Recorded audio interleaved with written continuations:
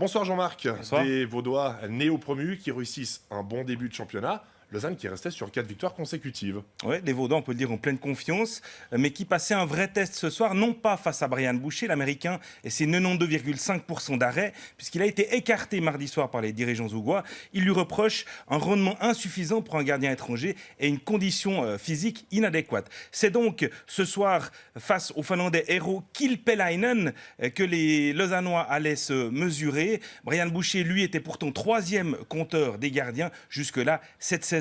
Mais le Finlandais va faire le malheur des attaquants lausannois. Hein Sellers, lui, doit faire sans un autre Finlandais, Juha-Pekka Itonen, blessé, qui pourrait aussi rater la venue de Lugano demain à Malais. Les Vaudois sont quand même les plus présents au début de match, à l'image de cet essai de De Roons, top scoreur d'un soir qui ne trouve pas l'ouverture. UE ne voit le puck que de loin. L'organisation du LHC est bien en place, d'où un premier tir un peu bloqué. Konz, suite à ce tir de Gobin, n'est quand même pas loin du 1-0, alors que Holden est en prison. Beaucoup d'histoires de pénalités ce soir, puisque Holden est remplacé par Froidevaux sur le banc. Lausanne a 4 contre 5, mais la chance est avec UE. Regardez, qui voit ce puck s'arrêter à quelques millimètres derrière sa ligne de but. Un ralenti plus tard, et les arbitres confirment que la rondelle n'a pas entièrement franchi la ligne. 0-0 après 20 minutes, Lausanne mène quand même au point. Le LHC à nouveau à 5 contre 4 en début de deuxième tiers. Cette fois, la réussite est avec Kilpeläinen, sauvé par Salat sur ce tir du poignet d'Antoniette. Mais l'engagement sans limite des Vaudois va finir par payer. La défense zougoise est poussée à la faute. Fischer met dans le paquet et c'est Fabian Suter qui dévie ce puck hors de portée de Kilpeläinen. Lausanne passe en tête à 5 minutes de la mi-match et c'est, il faut le dire, assez mérité. Confirmation de cette déviation du capitaine zougois contre son camp. Lausanne pour la troisième fois à 5 contre 4 en fin de deuxième période. Mais cette fois, ça tourne au vinaigre. Burki perd le puck et Holden en profite. Le Canadien s'en va seul affronter UE et le bat imparablement après 20 secondes de supériorité numérique. Le genre de coup du sort qui peut parfois coûter cher à un néo-promu.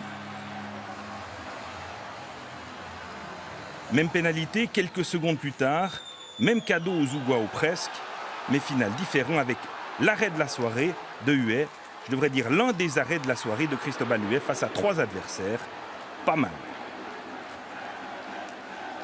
Lausanne digère pourtant bien ce coup du sort, la preuve avec cette occasion de 2-1, mais Antonietti, bien servi par Setzinger, découvre les talons cachés de Kilpeläinen, dont il faut retenir le nom.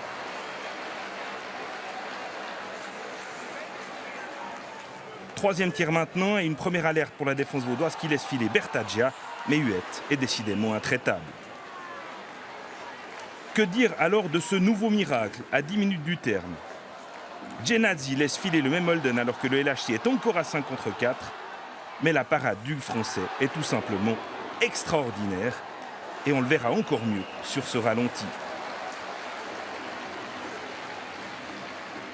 Zouk domine le troisième tiers, Lausanne souffre de plus en plus, mais c'est quand même Larry Leger à 5 contre 4 qui a la victoire au bout de la canne. Kilpeläinen dévie le puck du haut de sa canne sur la latte.